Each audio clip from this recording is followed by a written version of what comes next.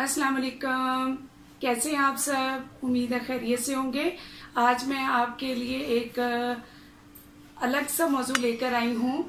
हमारे यहाँ उमूमन लुगत, dictionary, फरहंग, Camus सभी को लुगत कहकर बात ख़त्म कर दी जाती है और कुदरती तौर पर हम ज़ुबान की जिस फेज से गुजर रहे हैं उसमें डिक्शनरी जल्दी समझ में आ जाती है बाद में, और चाहे इंग्लिश की हो या उर्दू की हो। तो आज हम जानेंगे लुगत और फरहंग में फ़र्क। सबसे पहले देखते हैं लुगत। लुगत अरबी ज़ुबान का लफ्ज़ है, पहली बात तो ये तय होगी। दूसरी बात, लुगत में लुगवी मानी दर्ज किए जाते हैं। अब लुगवी मानी कौन से होते हैं? जो जुबान जब तरतीब पाई और जो हमने बोलना शुरू किया उस वक्त जो हमने उसके असली मानी लिए थे, बोलते हुए मुराद लिए थे, उनको हम लुगवी मानी कहते हैं, ओरिजिनल मानी उसके। तो लुगवी मानी, असली मानी, हकीकी मानी एक ही बात है। चाहे अगर असली मानी लिखे हो तब भी वो लुगवी मानी मुराद है, हकीकी मानी लिखे हो तब भी लुगवी मानी मुराद है।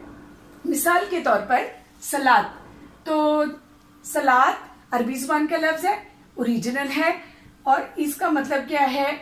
नमाज। और अगर हम इसको मुरादी मानी ले, मतलब समझने के लिए ले वैसे ही, तो हम उसे कहेंगे सलात के लुगवी मानी नमाज के हैं और मुरादी मानी मतलब अगर हम अखज़ कर रहे हैं तो उसके इस्तिलाही मानी दुआ के हैं। तो वो जो दुआ है वो फरहंग के अकॉर्डिंग आएंगे और जो लुगवी मानी होंगे वो लुगत में शुमार किए जाएंगे। एक बात। दूसरी बात, अलिफ बाई तरतीब के साथ, मतलब अलिफ तक ये दर्ज किए जाते हैं, अलिफ से शुरू किए जाते हैं और ये तक लेके मतलब अलिफ से शुरू होने वाले अल्फाज फिर बे से, फिर ते से और फिर ये तक लेकर जाया जाता है। नंबर 3, लुगत में मुज़क्कर और मुअन्नस बताए जाते हैं कि लफ्ज मुज़क्कर है या मुअन्नस है। तो इस तरह क्या तय पाया कि लुगत में लुगवी मानी अलिफ बाई तरतीब और मुज़क्कर मुअन्नस बताए जाते हैं। तो चूंकि ये इसके चूंकि लुगत जो है वो अपने बहुत कम मीनिंग में इस्तेमाल होता है। हाँ जी, अब हम फरहंग की तरफ आएंगे। लुगत बहुत कह लें कि एक तरह से बहुत महदूद मानी रखती है कि उसमें लुगवी मानी और मुज़क्कर मुअन्नस और चंद चीज़ें उसमें पाई जाती हैं। तो फरहंग चूँकि अपने वसी मानों में इस्तेमाल होती है। फरहंग जो है वो फ़ारसी ज़ुबान का लफ्ज़ है।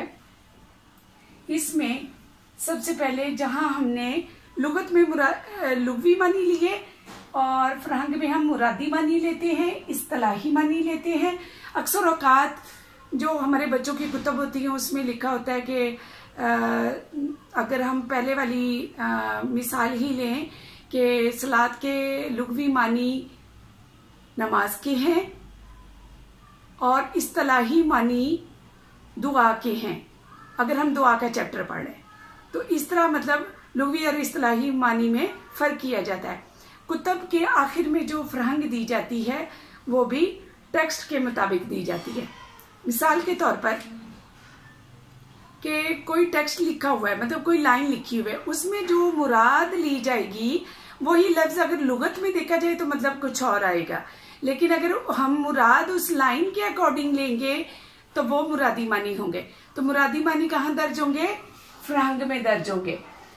तो इसी तरह दूसरी फरहंग की खुसूसियत ये है कि उसमें मुहावरात और रोजमर्रा भी दर्ज होंगे, क्योंकि मुहावरात और रोजमर्रा में भी वही कानून लागू होता है कि उसमें इस्तिलाही और मुरादी मानी इस्तेमाल होते हैं, जबकि रोजमर्रा में लुगवी मानी इस्तेमाल होते हैं लेकिन फरहंग में दर्ज होते हैं।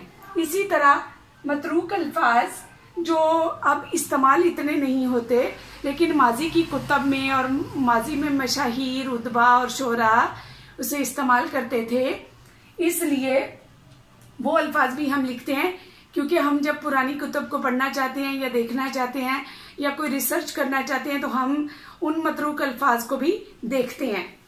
इसी तरह क्लासिकी कुतब, मतलब क्लासिकी कुतब जो हमारे पुराने शोरा और उदबा ने लिखी, उन क्लासिकी कुतब के हवाले और उनके हवाले से भी अल्फाज दर्ज होंगे। इसी तरह शोरा के कलाम से मिसालें दी जाती हैं। अगर कोई मुरादी मानी या इस्तिलाही मानी दर्ज किए गए और उसकी मिसाल किसी शायर के यहाँ मिल जाए तो वो भी उसमें उसको कोट की जाती है कि फलां शायर ने इसको इस तरह इस्तेमाल किया और फलां शायर ने इसको इस तरह इस्तेमाल किया। एक से जायद भी मिसालें हो सकती हैं। इसी तरह एक फरहंग एक सिंगल मौजू पर ओनली वन टॉपिक पर किसी एक मौजू पर भी फरहंग तरतीब दी जा सकती है। जैसे मुआशियात, समाजियात से रिलेटेड जितने अल्फाज होंगे वो फरहंग में दर्ज होंगे, वो एक समाजी लुगत, समाजी फरहंग तरतीब दिया जा सकता है। इसी तरह इमरानी मौजू जो हमारे होंगे, इसी तरह कुरानी मौजू जो होंगे, मतलब हम उसे एक फरहंग में एक टॉपिक के हवाले से भी तरतीब दे सकते हैं। तो आज हमने जो फर्क वाज़ेह किया वो ये था कि लुगत जो है वो अपने लुग़वी मानों से जानी जाती है, उसमें असली मानी इस्तेमाल किए जाते हैं और अलिफ बाई तरतीब से दिए जाते हैं। इसी तरह फरहंग जो है वो बहुत वसी मानों में इस्तेमाल होती है कि जिसमें हम उससे रिलेटेड पुरानी कुतब और अशार और अल्फाज और मतरूक अल्फाज का इस्तेमाल भी जानते हैं। कामूस जो है ये भी एक फरहंग और लुगत की सूरत है। अब जदीद दौर में कामूसुल मशाहीर तरतीब देते हैं कि हमारे जो गोल्डन पर्सनैलिटीज थी उन पर कामूसुल मशाहीर बनाई जाती हैं कि हम उन लोगों को फरहंग की तरह तरतीब दें, उनका मुख्तसर तारुफ दिया जाए ताकि लोगों तक वो मालूमात पहुंचाई जा सके।